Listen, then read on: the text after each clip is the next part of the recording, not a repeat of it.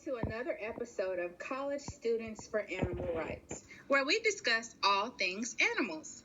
Today's show will be hosted by myself, Catherine, Morgan, Christopher, and Riley. On today's episode, we'll be discussing the harms of puppy mills and why you should not support them and their inhumane tactics of breeding puppies. According to Savino, puppy mills are places where people engage in commercial breeding operations that mass produce pedigree dogs for sale in pet stores across the country. Unlike hobby breeders, who usually breed dogs with the intention of improving and enhancing the breed, most commercial breeders breed dogs as a means of profit, resulting in genetically and physically deficient animals. These puppies are living, breathing creatures and should be treated as such. Today, we will tell you how these operations affect the puppy's physical and psychological health, as well as how the regulation of these facilities falls short. Up next, we will show you a brief clip of what most puppy mills look like. This video will assist us with showing you a glimpse of the puppy's living conditions and how they are treated day in and day out. We hope this video will help bring awareness to puppy mills and how they operate.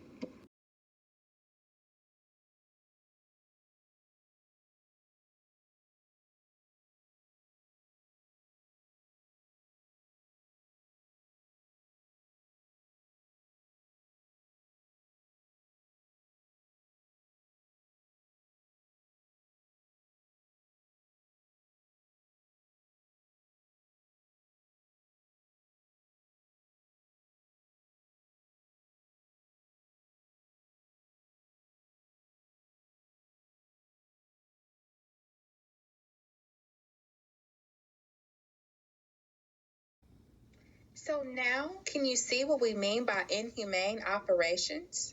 I mean, it's pretty self-explanatory how these dogs are being raised within these facilities. So, Catherine, how are puppies treated in puppy mills? Hi everyone, my name is Catherine and I'm going to be talking about how puppies are treated in puppy mills. It is no question that puppy mills promote horrible treatment towards dogs. It is truly unbearable to watch and sickening to think that this treatment is real and supported. In fact, according to Catherine Sloan in an article titled Death Without Dignity, Sloan depicts the number of puppies that are killed each year due to poor treatment and regulation in puppy mills. Specifically, this article describes specific horror stories in which dogs are abused, starved, and deprived of necessary needs. Because of the horrible treatment they suffer, countless helpless animals die each year, and if not dead, they are scarred for life. Sloan defines puppy mills as operations that breed animals in inhumane conditions with the primary focus on maximizing output with little regard to the health of animals produced therein. So that is page 279. To further elucidate her argument, Sloan includes a clip of 32-year-old Bo Anderson, a state-certified animal euthanasia specialist, wrapping a leash around the neck of an animal, a conscious dog, to hold him in the upright position and then jamming a hypodermic needle filled with poison into its chest as it cries. That is on page 261. This treatment is absolutely horrible and disgusting and should be absolutely illegal on every level. And if that horror story isn't enough to make you want to jump up and scream and for changes like it makes me want to, then in an article titled "Can the Treatment of Animals Be Compared to the Holocaust?" author David Steisbell argues that the oppression animals face in puppy mills is similar to how Jews were treated during the Holocaust. Steisbell compares the treatment that Jews endured during the Holocaust and how they were treated by the Nazis on the one hand, and then points out the similarities in puppy mills, such as animals are treated in modern-day intensive confinement, mass slaughter, burgeoning on animal experimentation industries. The similarities are undeniable, and no one can argue against the fact that Jews absolutely did not deserve the treatment they were forced to endure. So why do we let dogs endure the same in puppies? Additionally, Steisbell compares the lack of hygiene for the dogs to the horrible living situations Jews were forced to live in. That is pages 97 through 102. He uses the Krupp armament factories as an example to compare how enslaved Jews were forced to go without shoes, water, medical care, in filthy lavatories. Sizewell explains this treatment parallels how many animals were treated in factory farms and so-called puppy mills operated by ruthless breeders who raised sickly animals under woeful conditions of deprivation and squalor. Additionally, Sizewell compares the lack of hygiene the dogs are forced to endure similar to the Jews that they were forced to live in. That is page 97 through 102. As if that is not enough information to want to destroy every puppy mill still in existence today, Bernard Wolin wrote an article titled Reasonable Partality in Animal Ethics. And he uses that to discuss moral psychology and applies these principles to animal ethics used today. Wolin argues the negligence Americans as a whole possess when it comes to animals. With all the technology used today, animals deserve to be treated much better than they have been in the past. That is page 105. Roland uses pathos to tug at his audience's heartstrings and encourage the audience to recognize animal suffering. And as we all wish to see it controlled, Roland highlights how we are not really prepared to abandon the uses which cause harm to animals. For example, food production, research, testing of consumables for toxicity. Well, that is page 116. However, this treatment cannot be tolerated any longer. Something has to change. Thank you. So clearly these dogs' health is at risk, but exactly how are the conditions of puppy mills causing this? Puppy mills can often be severely overcrowded and unhygienic. Authors Julie Urbanek and Coney Johnston discuss puppy mills in their book titled Humans and Animals, A Geography of Coexistence. They discuss how awful these conditions can be for the dogs living in them. They state that puppy mills, which sometimes contain over 1,000 dogs, typically involve overcrowding, unsanitary conditions, the prevalence of certain congenital illnesses, restriction upon movements, and access to clean air, water, and light.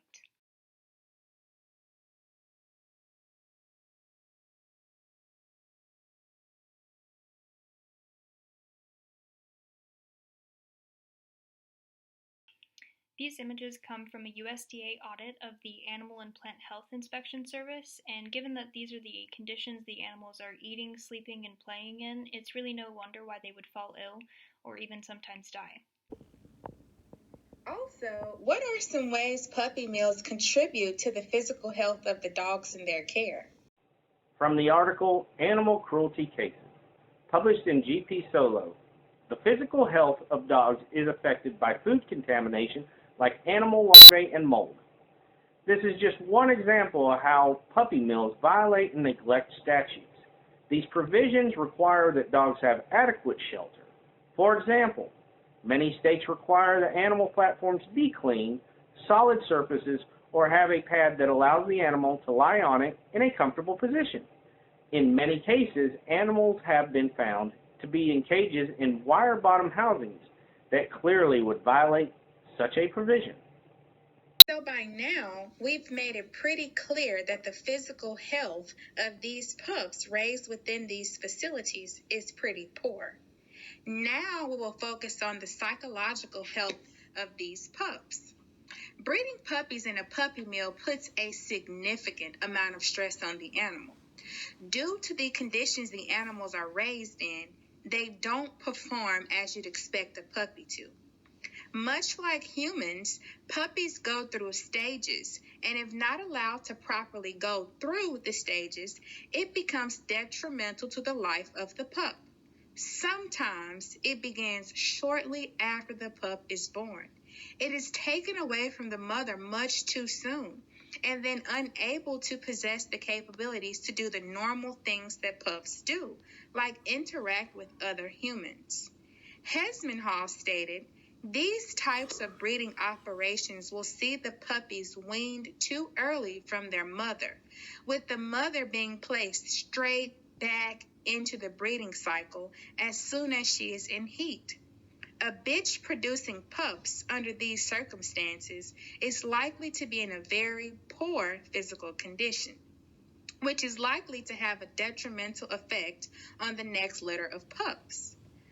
Undercover investigators often visit these puppy mills in an attempt to expose the operations.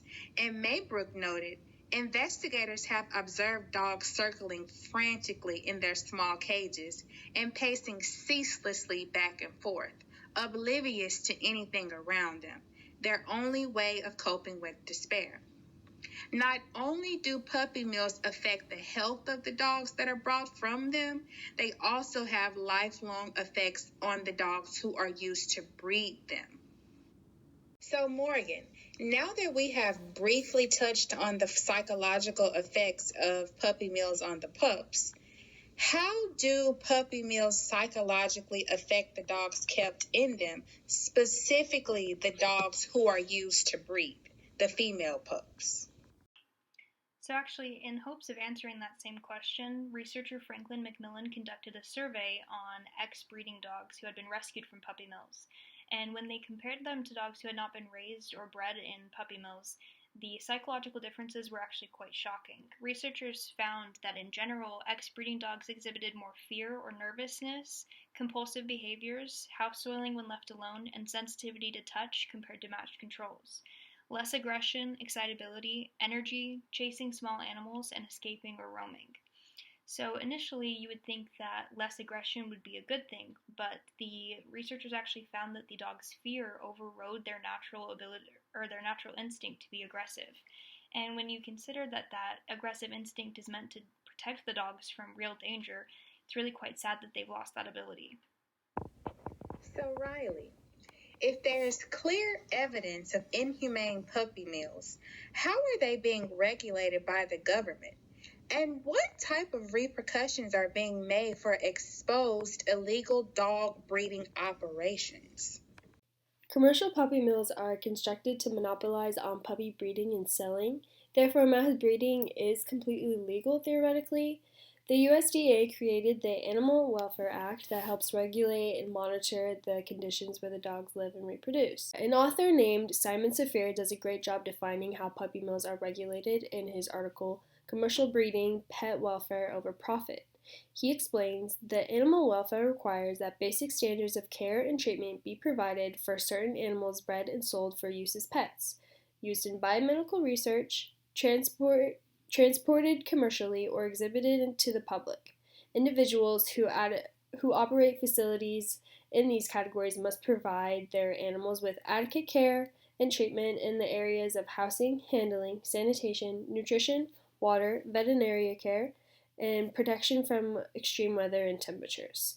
In most extreme cases, when it comes to repercussions and citations, puppy mills will only get a couple $1,000 citation and the breeders may get exploited. There is minimal punishment, to say the least. So if the APHSIS agents were to be inspecting puppy mills correctly, would that solve ongoing issues and eliminate the horrid conditions of puppy mills? To weed out and eliminate illicit production of dogs, illegal operations in the system continue wrongful breeding. There are numerous operating puppy mills without any license or certifications. Illegal puppy mills find loopholes to continue breeding because of exemptions, such as if a dog were born on the premise, then it can be used for whatever purpose. If a puppy is sold to a retail store, or if it's using their own dogs for training purposes or teaching, just to name a few. Another issue is online adoption, where there are no required license or background checks on dogs being sold, for example, Facebook groups. In an article written by Margaret Ray, How Much Is That Puppy in the Window?, she explains that in the U.S., there are only 2,000 to 3,000 USDA licensed breeders, while there are 10,000 breeders illegally working through exemptions and unlicensed exercises. So that just shows how important it is to know where your pup comes from, because they may just be bred from one of these inhumane breeding grounds. Various exemptions allow puppy mills to continue operating for a quick profit. An article that helped illustrate why puppy mills are still operating is called Solving the Problem of Puppy Mills, Why the Animal Welfare Movement's Spark is Stronger Than Its Bite, where author Kaylee A. Berger gives 3 vital points as to why these operations are still ongoing. First being, because of a loophole in the Animal Welfare Act, its regulations only apply to animal dealers. Second, there are a limited number of federal inspectors, which means a number of breeders inevitably go uninspected. And third, due to the deficiencies in federal regulations, states are often left to regulate significant portions of their own breeder. But doesn't the USDA have a division devoted to inspecting these breeders, Morgan? So the Animal and Plant Health Inspection Service division of the USDA is actually in charge of regulating these breeders and enforcing the Animal Welfare Act. However, these agents have been widely criticized for poorly conducting inspections and misusing guidelines to help avoid harsh penalties for the breeders. A 2010 audit conducted by the USDA Inspector General actually found that 6 of 19 inspectors did not correctly report all repeat or direct violations, those that are generally more serious and affect the animal's health. The inspectors were actually misusing guidelines in order to avoid harsh penalties, as well as overall just not documenting violations. How can individuals looking for a puppy help ensure they are not supporting puppy mills? We can look to the ABA Journal to an article by Lauren Etter that addresses how individuals unknowingly support commercial breeders that supply many of the pet stores with dogs that are in poor overall health due to inadequate living conditions. Many municipalities have also taken a more active role in an attempt to prevent or outright ban pet stores that participate in the puppy mill industry. From this, consumers have a responsibility to research and understand the importance of adoption or purchasing only from reputable breeders, instead of many pet stores or unlicensed breeders, to not only protect themselves and the health of their newfound pet, but to also protect future animals by allowing these puppy mill operations to be profitable. What effects does society have in allowing these type of unethical treatments to continue? Reasonable partiality and animal ethics points this out in the following quote. Assuming that the emerging social ethic would engage these issues, mass euthanasia of companion animals for convenience, puppy mills, public ignorance of companion animal needs, perpetuation by breed standards of vast numbers of genetic defects, leading to great suffering and premature death. But a decade later, as chronicled in the article written for the American Veterinary Medical Association, it was shown that despite the proliferation of animal ethics, virtually none of these companion animal issues has been socially addressed. By keeping the mindset that this issue does not directly concern oneself on a personal level, the problem can easily be removed from any one person's personal or social responsibility. It would be mutually beneficial for all of us and the animals to become more educated and aware of the unethical treatment of dogs by puppy mill breeders. So now that we've talked about the physical health, the psychological health, and regulation, I'd like to wrap today's episode up. Today's show included a plethora of information, and we hope it made you aware of the shady businesses that are still in operation today. Our goal is to help stop the support of these facilities and eventually put them out of business. You, too, can help put these operations to an end. You can do this by asking your breeder a number of questions like, where was the puppy bred at? And is the breeder licensed in said state? What do the parents look like? What are the conditions the puppy was raised in? And also pay attention to how old the pup is when it's being sold. You also want to pay attention to whether or not the puppy has received the appropriate shots prior to being sold. All of these questions can help wean out the good breeders from the bad breeders.